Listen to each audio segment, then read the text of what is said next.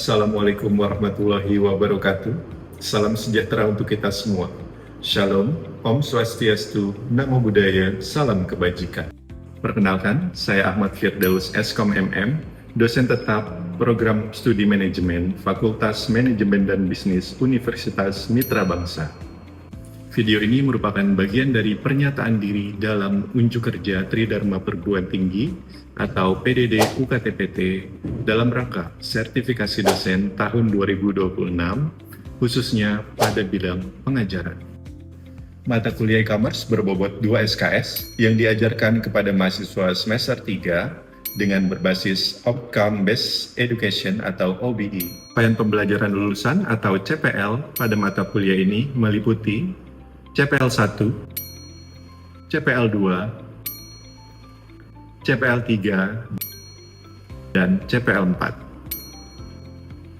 Selanjutnya, capaian pembelajaran mata kuliah atau CPMK yang diharapkan adalah CPMK 1, CPMK 2, CPMK 3, dan CPMK 4. Materi pembelajaran dilaksanakan dalam 16 kali pertemuan, mulai dari konsep bisnis e-commerce, model bisnis e-commerce, pemasaran digital, pemanfaatan AI, hingga laporan implementasi bisnis digital. Ujian tengah semester dilaksanakan pada pertemuan ke-8, sementara ujian akhir semester pada pertemuan ke-16 berupa laporan implementasi bisnis digital yang telah dijalankan oleh mahasiswa selama 1 semester. Dalam proses pembelajaran, saya menerapkan student-centered learning dengan mengintegrasikan case method, project-based learning, serta pendekatan DIA atau delivery, interaction, dan assessment. Pembelajaran dilaksanakan secara blended learning dengan memanfaatkan LMS, Universitas Mitra Bangsa sebagai media pembelajaran, penugasan, diskusi, dan evaluasi. Penilaian terdiri dari kehadiran 15%, tugas dan kuis 20%, ujian tengah semester 30%, dan ujian akhir semester 35%. Selanjutnya, Anda akan menyaksikan cuplikan proses pembelajaran pada pertemuan ketiga dengan materi jenis model bisnis e-commerce yang ada di Indonesia. Pada sesi ini, mahasiswa menganalisis berbagai jenis model bisnis e-commerce yang ada di Indonesia melalui diskusi dan studi kasus, sehingga mampu menghubungkan konsep dengan praktik digital bisnis. Selamat menyaksikan. Assalamualaikum warahmatullahi wabarakatuh. Waalaikumsalam warahmatullahi wabarakatuh. Selamat siang semuanya. Siang Bapak. Salam sejahtera bagi kita semua. Apa kabar teman-teman siang ini? Alhamdulillah baik Bapak. Alhamdulillah, kalau baik semua. Semoga perkuliahan hari ini teman-teman tetap semangat ya mengikuti perkuliahan kita siang ini sampai akhir gitu ya. Sebelum kita mulai, marilah kita berdoa terlebih dahulu menurut agama dan kepercayaan masing-masing. Semoga perkuliahan hari ini berjalan dengan lancar, diberikan kemudahan dan membawa ilmu yang bermanfaat. Berdoa dipersilahkan. Berdoa selesai, terima kasih teman-teman. Selanjutnya teman-teman silahkan melakukan presensi kehadiran dengan memindai QR Code yang ada di layar teman-teman. Sudah semua? Sudah Pak. Sudah Bapak. Baik, terima kasih teman-teman. Jika semuanya sudah melakukan presensi, kita lanjut ke materi ya. Sudah terlihat semua teman-teman? Sudah Pak. Terlihat. Iya. Jadi pada pertemuan ini kita akan membahas nih salah satu materi yang penting dalam mata kuliah e-commerce, yaitu jenis model bisnis e-commerce yang ada di Indonesia. Di situ ada B2B, teman-teman, atau business to business, B2C, sampai C2A atau customer to administration. Jadi materi ini penting banget nih, teman-teman. Jadi setiap hari kan kita memakai platform digital untuk berbelanja gitu ya, memesan makanan, memesan transportasi online dan lain sebagainya gitu ya, sampai mengakses layanan publik teman-teman. Namun setiap platform tuh memiliki model bisnis yang berbeda gitu ya. Jadi melalui materi ini diharapkan teman-teman tuh memahami karakteristik dari masing-masing model bisnis e-commerce yang ada di Indonesia, mengenali pelaku dan yang terlibat gitu ya dalam transaksinya itu siapa saja, serta melihat bagaimana nih penerapannya dalam kehidupan di dunia bisnis, kurang lebih seperti itu. Nah, teman-teman, sebelum kita masuk ke materi, saya ingin bertanya terlebih dahulu nih, siapa di antara teman-teman yang minggu ini berbelanja online? Ada yang berbelanja online minggu ini? Ada Pak, saya Pak. Wah, banyak. Ada. Ada lagi? Boleh ketik satu deh di kolom komen atau kasih jempolnya yang berbelanja online minggu ini. Ya, cukup banyak ya yang berbelanja online minggu ini. Platform mana, mana sih yang sering teman-teman gunakan? Boleh jawabannya bisa dimasukkan ke Menti. Teman-teman boleh masuk ke menti.com. Ya, yang paling banyak. Boleh diketik, teman-teman. Sebanyak mungkin yang sering teman-teman gunakan. Pilihan teman-teman cukup banyak, cukup beragam. Bisa disimpulin nih, teman-teman lebih banyak menggunakan Tokopedia. Kalau boleh tahu, yang pakai Tokopedia, apa sih yang jadi kemudahan atau kenapa memilih Tokopedia gitu? Biasanya karena Tokopedia tuh kerja sama-sama TikTok sih, Pak. Jadi kan kita kayak scroll sekalian lihat-lihat barang, terus check out di TikTok Shop. Kan dia kerja sama-sama Tokopedia tuh. Oke, jadi mudahnya itu ya sambil scroll, terus langsung check out gitu ya. Iya, karena kita juga bisa ngelihat barang dari realnya gitu, kayak orang-orang yang bikin konten gitu, Pak. Oke, siap. Terima kasih banyak atas jawabannya. Oke, sebelum kita masuk ke materi inti, saya akan menjelaskan dulu nih teman-teman.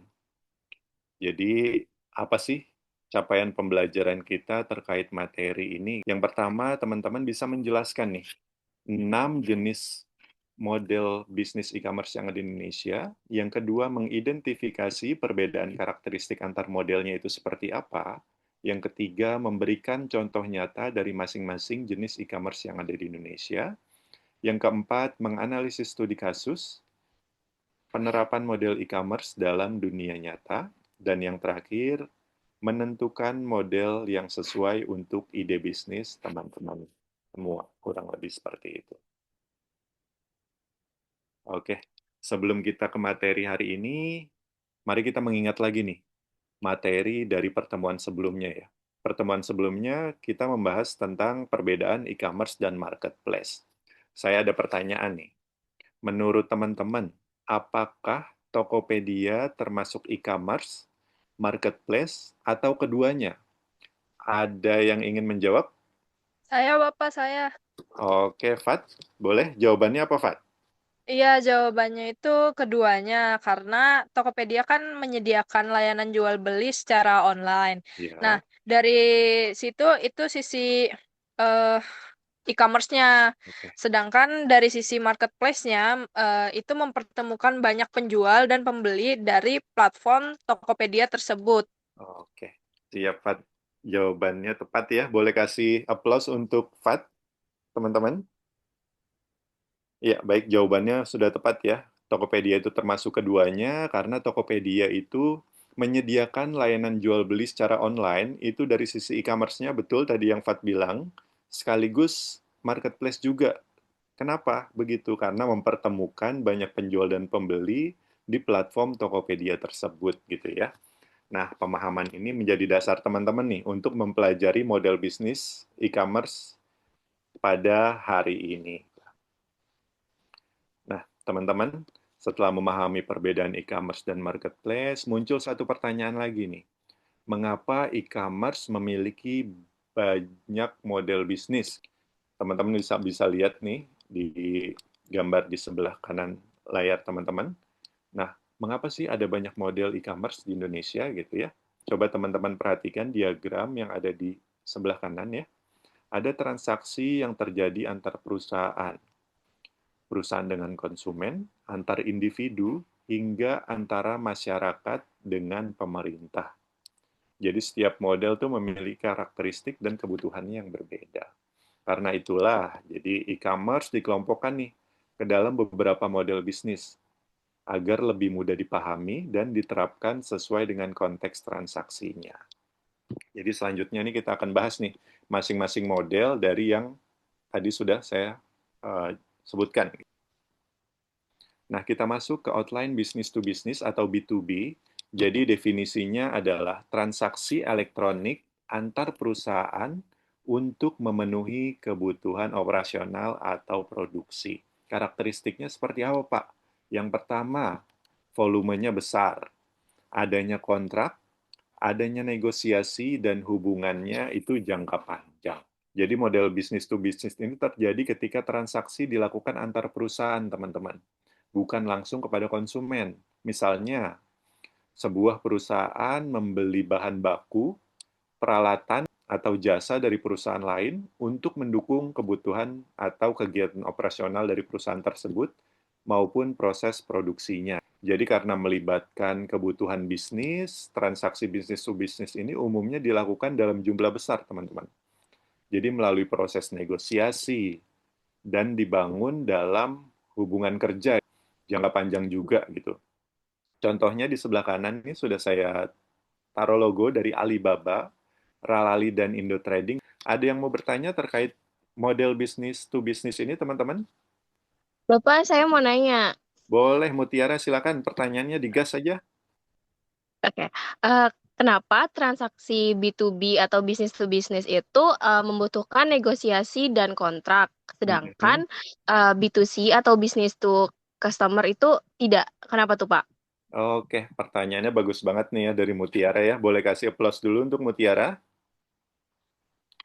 Ya, pertanyaannya Mutiara, kenapa sih Pak bisnis to bisnis membutuhkan proses negosiasi dan kontrak, sedangkan B2C enggak? Jadi pada model bisnis to bisnis itu biasanya nilai transaksinya itu lebih besar, Mut, dan dilakukan untuk kebutuhan operasional perusahaan.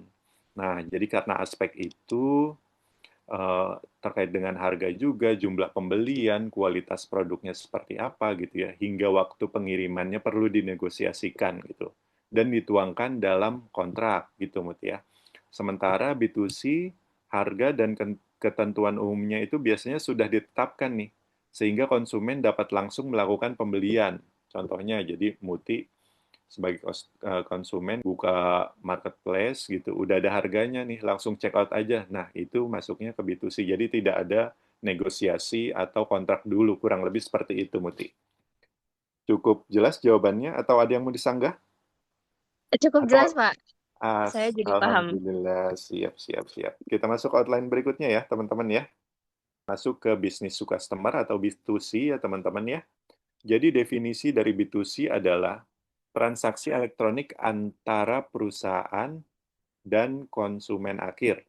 Jadi karakteristiknya apa sih Pak dari B2C ini? Yang pertama, produk dijual langsung ke konsumen.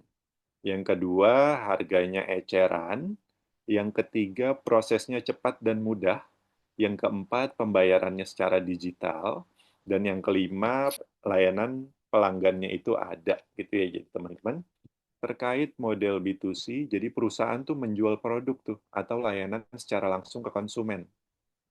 Jadi berbeda dengan B2B tadi ya, fokusnya itu business to business, jadi perusahaan ke perusahaan, sementara B2C dari perusahaan ke konsumen akhir.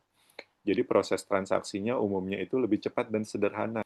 Kita klik, klik, klik, klik, langsung check out gitu ya teman-teman ya. Nah, contoh model B2C, mungkin teman-teman cukup familiar juga dengan Shopee Mall, Traveloka kalau yang suka traveling, Zalora yang suka check out produk-produk fashion gitu ya. Kita masuk ke outline berikutnya yaitu C2C atau customer to customer, teman-teman. Jadi customer to customer ini transaksi elektronik antar individu melalui platform digital. Jadi karakteristiknya individu menjual ke individu lain gitu ya. Kemudian karakteristik yang kedua adalah marketplace sebagai perantara aja, teman-teman. Yang ketiga, harganya fleksibel. Yang keempat, produk baru maupun produk bekas itu, atau pre-love biasanya ya, itu biasanya ada di bisnis C2C ini. Gitu ya. Contohnya apa Pak? Gitu. Contohnya teman-teman bisa buka nih OLX. Ada yang pernah belanja di OLX? Ada, Pak. Oke. Facebook Marketplace ada juga? Kalau Facebook belum pernah, Pak. Belum pernah ya? Wah, nanti coba Iya, boleh coba dibuka-buka tuh. Tokopedia, nah ini yang paling sering ya, karena tadi di Menti itu yang keluar paling besar adalah Tokopedia. Ya. Outline berikutnya yaitu customer to business atau C2B ya teman-teman ya. Jadi individu menawarkan produk atau jasa kepada perusahaan. Nah, karakteristiknya apa, Pak? Jadi karakteristiknya individu berperan sebagai penyedia jasa atau produk gitu ya. Perusahaan sebagai konsumennya atau penggunanya gitu. Yang ketiga, umumnya berbasis keahlian, bisa desain, writing, programming, dan lain sebagainya. Dan yang keempat, cocok untuk model freelance atau crowdsourcing. Berbeda nih dari model sebelumnya ya. Situasi ini justru individu atau kitalah gitu ya, yang menawarkan produk atau jasanya ke perusahaan. Umumnya layanan yang ditawarkan tuh berbasis keahlian tuh teman-teman. Seperti desain grafis, penulisan, programming gitu ya, atau bidang profesional lain gitu. Kalau yang suka fotografi juga ada masuknya ke C2B ini teman-teman. Jadi model ini banyak diterapkan juga nih pada platform yang saya contohkan di sebelah kanan ya di situ ya. Untuk yang freelance, contohnya bisa masuk ke 1000 Lancer di sana atau Fastwork. Dan untuk contoh iStock, ini mempertemukan individu yang punya keahlian fotografi. Itu bisa masuk ke iStock, teman-teman. Kurang lebih seperti itu ya. Nah, selanjutnya kita masuk ke outline model business to administration atau kita singkat B2A ya, teman-teman ya. Jadi definisi dari B2A atau business to administration ini adalah perusahaan memasok produk, layanan atau solusi teknologi lah gitu langsung kepada instansi pemerintah, mau pemerintah pusat atau pemerintah daerah melalui mekanisme pengadaan resmi gitu ya. Jadi untuk karakteristiknya seperti apa Pak gitu terkait model bisnis B2A. Yang pertama, pengadaannya secara elektronik. Yang kedua, transparan. Yang ketiga, efisien. Yang keempat, yaitu berbasis regulasi.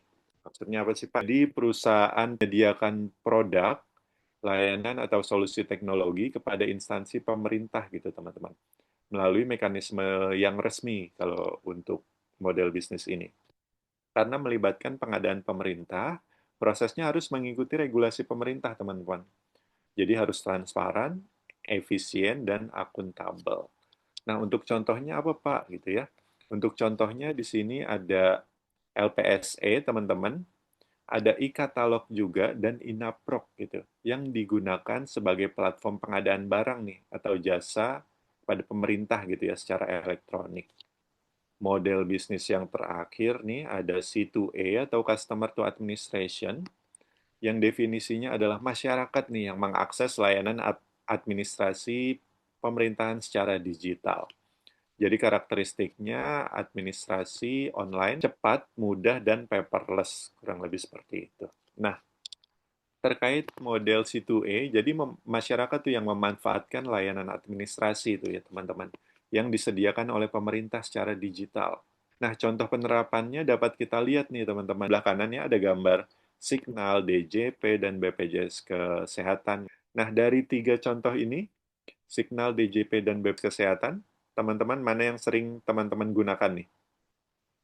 BPJS, Pak. BPJS. Oke, Siva BPJS ya, karena kita harus punya BPJS ya. Jadi tiap bulan berarti kita mengakses BPJS Kesehatan ya, teman-teman ya. Wah, kita masuk ke mini challenge, teman-teman. Jadi kita tadi udah mempelajari nih ya, 6 bisnis model e-commerce beserta karakteristiknya. Sekarang saatnya nih saya menguji teman-teman nih pemahamannya melalui mini challenge ini. Saya ada 3 pertanyaan nih teman-teman. Yang pertama, seorang menjual mobil bekasnya melalui OLX. Yang kedua, seorang desainer menerima proyek logo dari PT ABC gitu ya melalui Seribu Lancer. Yang ketiga, mahasiswa melaporkan SPT melalui DJP online. Nah, dari ketiga pertanyaan tersebut, termasuk ke dalam jenis model e-commerce apa sih? Ada yang mau coba menjawab nggak? Saya Pak, saya coba mau menjawab. Boleh, Kalau saya Rizky. perhatiin dari tadi ya. Oke, siap. Pertanyaan yang pertama itu seorang menjual mobil bekasnya melalui LX. OLX itu termasuk situ Ya, situ, Rizky. C2B. Dan yang terakhir, mahasiswa melaporkan SPT melalui DJB online itu masuk ke C2A. Oke. Nah, untuk yang seorang desainer tadi suaranya agak putus nih. Tadi seorang desainer menerima proyek logo dari PT ABC, termasuknya ke... Itu termasuk C2B kalau saya perhatiin sebelum-sebelumnya. Oke, betul ya. Jadi dari mini challenge ini, Rizky udah paham nih masuk ke kategori mana aja sih dari tiga pertanyaan ini. Boleh kasih tepuk tangan dulu untuk Rizky I- gitu ya. iya, Pak. Siap. Terima kasih, Pak. Kasih pertanyaan yang pertama, seorang menjual mobil bekasnya melalui OLX. Iya, dia masuknya ke situ C ya, teman-teman ya. Karena transaksi dilakukan antara individu ke individu. Nah, untuk yang kedua, tadi jawabannya C2B ya. Udah tepat nih, Rizky. Jadi seorang desainer menerima proyek logo dari PT ABC melalui Sirbulencer, itu masuknya ke kategori customer to business. Karena apa? Karena individu yang menawarkan jasanya, jasa profesional di sini ya, kepada sebuah perusahaan melalui platform digital. Nah, sementara untuk pertanyaan yang ketiga, jawabannya tadi, C2A ya, sudah tepat ya Rizky ya. Jadi mahasiswa melaporkan SPT melalui DJP online, gitu ya. Jadi ini masuknya ke situ E atau Customer to Administration. Kenapa? Karena masyarakat sebagai individu memanfaatkan layanan administrasi pemerintah secara digital. Oke, ini udah bagus banget nih. Dari tiga contoh tersebut, kita dapat melihat nih, bahwa penentuan model e-commerce bergantung pada siapa pelaku transaksinya, bukan hanya nama platformnya ya, yang digunakan itu apa. Sekarang saya coba lagi nih menerapkan studi kasus di sini. Jadi di sini teman-teman bayangin, teman-teman adalah seorang pemilik UMKM, di sini namanya Kopi Nusantara ya teman-teman, yang ingin memperluas nih pangsa pasarnya melalui platform digital. Jadi ada tiga rencana dari Kopi Nusantara ini. Yang pertama, menjual kopi kepada konsumen melalui toko online. Yang kedua, menjual kopi dalam jumlah besar ke hotel dan restoran. Dan yang ketiga, rencananya adalah mengikuti pengadaan pemerintah. Pertanyaannya, model e-commerce apa yang paling sesuai untuk setiap aktivitas rencana ekspansi tersebut? Ada yang mau coba menjawab, teman-teman? Ayo Pak, saya mau coba jawab. Boleh, Chelsea, gas jawabannya? Itu kan tadi pertanyaannya model e-commerce apa yang paling sesuai untuk setiap Ya, aktivitas tersebut. Nah, ya, rencana pertama itu kan menjual kopi kepada konsumen melalui toko online. Nah, itu ya. termasuk ke dalam B2C. Nah, terus yang kedua itu menjual kopi dalam jumlah besar ke hotel dan restoran itu termasuk ke dalam B2B. Nah, yang ketiga terakhir itu mengikuti pengadaan pemerintah melalui e-katalog LKPP. Itu tuh termasuk ke dalam B2A gitu Pak. Oke. Oke, terima kasih banyak Chelsea untuk jawabannya. Sama-sama Pak. Tepat banget ya. Jadi yang pertama itu B2C, B2B, dan B2A jawabannya. Boleh kasih tepuk tangan dulu nih untuk Chelsea. Jadi aktivitas pertama, menjual kopi melalui toko online. Itu termasuk ke dalam bisnis to customer, teman-teman. Karena perusahaan menjual produk langsung kepada konsumen. Nah, untuk aktivitas yang kedua atau rencana ekspansi yang kedua, yaitu menjual kopi dalam jumlah besar kepada hotel dan restoran. Ini termasuk bisnis to bisnis, teman-teman ya. Karena transaksinya dilakukan antar pelaku usaha tuh, teman-teman. Untuk ekspansi yang ketiga, mengikuti pengadaan melalui e-katalog LKPP gitu ya.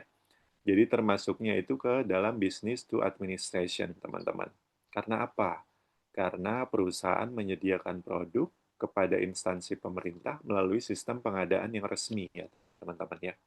Jadi dari kasus ini atau case-nya dapat kita pahami nih, teman-teman, bahwa satu perusahaan tuh dapat menerapkan lebih dari satu model bisnis e-commerce, tergantung siapa pihak yang bermitra dengan kita gitu ya. Sebagai tindak lanjut nih dari pembelajaran hari ini, saya memberikan tugas mandiri nih kepada teman-teman ya, yang bertujuan untuk melatih kemampuan analisis teman-teman terhadap penerapan model bisnis e-commerce yang ada di Indonesia. Jadi tugasnya apa sih Pak gitu ya? Jadi tugasnya teman-teman pilih platform digital yang ada di Indonesia yang belum dibahas pada perkuliahan kita hari ini. Kemudian teman-teman lakukan analisis berdasarkan materi yang telah dipelajari. Jadi jawablah pertanyaan berikut, identifikasi model e-commerce yang digunakan, B2B kah atau sampai C2E kah gitu ya. Kemudian jelaskan juga alasan mengapa platform tersebut termasuk dalam model bisnis tersebut. Yang ketiga, uraikan karakteristik modelnya. Yang keempat, berikan satu contoh transaksi yang terjadi pada platform tersebut. Yang kelima, apakah platform tersebut menerapkan lebih dari satu model e-commerce atau enggak? Berikan alasannya secara logis. Nah, ketentuan pengumpulan tugasnya, jadi format dari tugas di atas gitu yang tadi saya sudah jabarkan, teman-teman buat nih dalam bentuk infografis dalam satu halaman PDF. Dikumpulkannya kapan Pak? Dikumpulkannya sebelum pertemuan berikutnya ya. Jadi 1 minggu gitu teman-teman. Sampai sini ada yang mau ditanya? Atau sudah cukup jelas? Sudah Pak, cukup jelas Pak. Cukup jelas, Bapak. Tugasnya Pak. Jadi jangan lupa dikerjain ya tugasnya ya. Pertemuan Siap, berikutnya Bapak. Baik, selesai. siap. Oke, teman-teman, sebagai penutup perkuliahan hari ini nih, dapat kita simpulkan bahwa pemahaman terhadap model bisnis e-commerce ini sangat penting ya teman-teman ya, dalam menentukan strategi bisnis digital yang tepat. Jadi dengan kita mengenali nih karakteristik bisnisnya, seperti bisnis to bisnis atau B2B, sampai customer to administration atau C2E tadi ya, kita dapat menentukan tuh model transaksi yang paling sesuai tuh dengan kebutuhan kita atau model kebutuhan bisnisnya. Jadi kemampuan menganalisis model bisnis e-commerce tidak hanya bermanfaat untuk memahami cara kerja teman-teman sebagai platform digitalnya, tetapi juga menjadi bekal teman-teman nih dalam menghadapi perkembangan ekonomi digital yang terus berkembang di Indonesia. Jadi saya berharap juga materi yang telah kita pelajari hari ini dapat memberikan wawasan sekaligus menjadi dasar bagi teman-teman dalam merancang, mengembangkan, maupun menganalisis model bisnis digital di masa depan. Oke teman-teman, alhamdulillah nih kita sudah sampai di slide thank you, terima kasih. Artinya saya udah harus nutup kelas ini, materi kita udah selesai ya teman-teman. Terima kasih banyak atas kehadirannya sore ini. Kurang lebihnya saya mohon maaf. Wabillahi taufiq wal hidayah. Wassalamualaikum warahmatullahi wabarakatuh. Waalaikumsalam warahmatullahi wabarakatuh. Terima kasih banyak, Bapak. Demikian cuplikan proses pembelajaran mata kuliah e-commerce pada pertemuan ketiga. Melalui pembelajaran yang berpusat pada mahasiswa, agar mendorong mahasiswa untuk aktif berdiskusi, berpikir kritis, dan mampu menghubungkan teori dalam praktik bisnis digital. Sehingga capaian pembelajaran mata kuliah dapat tercapai secara optimal. Terima kasih. Wassalamualaikum warahmatullahi wabarakatuh.